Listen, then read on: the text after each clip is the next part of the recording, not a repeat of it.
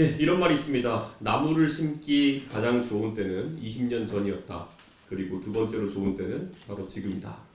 국가정보자원관리원 화재로 며칠째 정부 전산 시스템이 마비된 지금 우리는 더 이상 미룰 수 없는 선택에 직면했습니다. 저는 오늘 이재명 대통령께 직접 제안드립니다. 13조 원의 현금을 살펴하는 포퓰리즘 대신 그 돈으로 대한민국의 디지털 인프라를 완전히 새로 구축하십시오. 현금은 쓰고 나면 사라지지만 제대로 된 디지털 인프라는 영구적인 자산이 됩니다.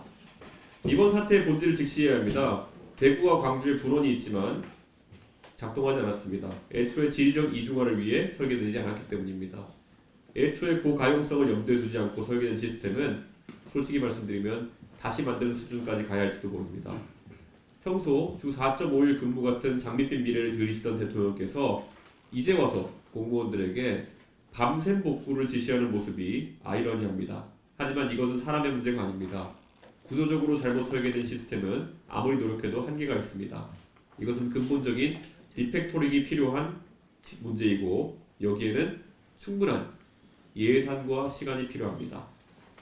더 심각한 문제가 있습니다. 원래 소프트웨어를 개발하는 것만큼 어려운 것이 배포하고 관리하는 것입니다. 17,060개의 정부 시스템 중 개발 시점이 오래된 시스템들은 단기간에 재설치와 복구가 사실상 불가능할 것입니다. 정부는 이 사실을 국민께 매우 솔직하게 알려야 합니다. 일부 시스템은 개발자도 떠났고 문서화도 제대로 되지 않고 있으며 심지어 소스코드조차 제대로 관리되지 않은 경우도 있습니다.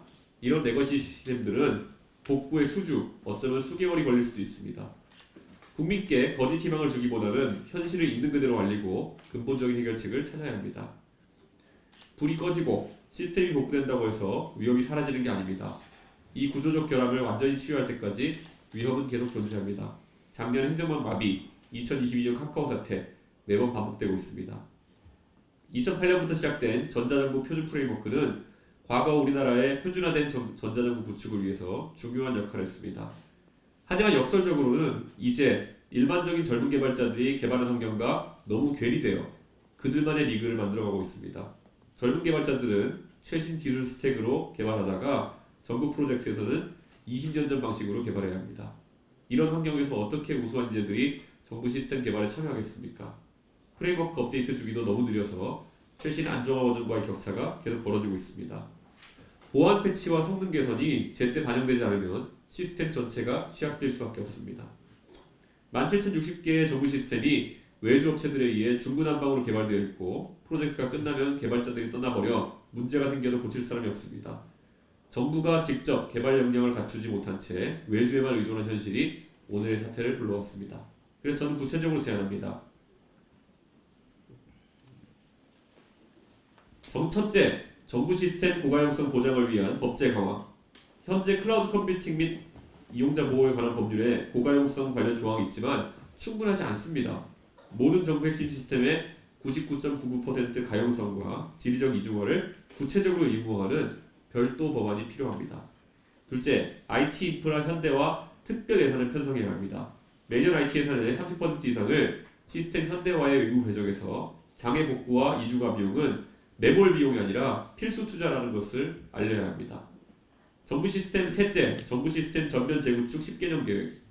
대전, 광주, 대구가 각각 독립적으로 전체 서비스를 운영할 수 있는 진정한 이중화 시스템을 구축해야 합니다. 넷째, 전자정부 표준 프레임워크 전면 현대화. 젊은 개발자들이 실제로 사용하는 최신 기술 환경과의 괴리를 줄이고 다양한 언어와 기술 스택을 유연하게 도입할 수 있도록 개방해야 됩니다. 다섯째, 정부의 직접 개발 역량 확보를 해야 됩니다. 디지털 인재 특별 채용으로 핵심 시스템은 정부가 직접 개발해서 운영하도록 해야 합니다. 대통령께서는 이 문제의 근본적 해결을 위해 직접 나서주시길 바랍니다. 이번 사태는 단순한 사고가 아니라 우리나라 디지털 인프라가 얼마나 취약한지를 보여준 경고입니다. 국민이 365일 24시간 안정적으로 행정 서비스를 받을 수 있도록 하는 것, 이것이야말로 진정한 민생이고 국가의 기본 책무입니다. 현금을 뿌리는 단기적 임기 정책보다 미래 세대를 위한 디지털 인프라 투자가 진정한 국가의 역할입니다. 개혁신당은 이런 건설적인 정책에는 여야를 떠나 적극 협력할 준비가 되어 있습니다. 나무를 심기 좋은 때는 20년 전이었지만 두 번째로 좋은 때는 바로 지금입니다.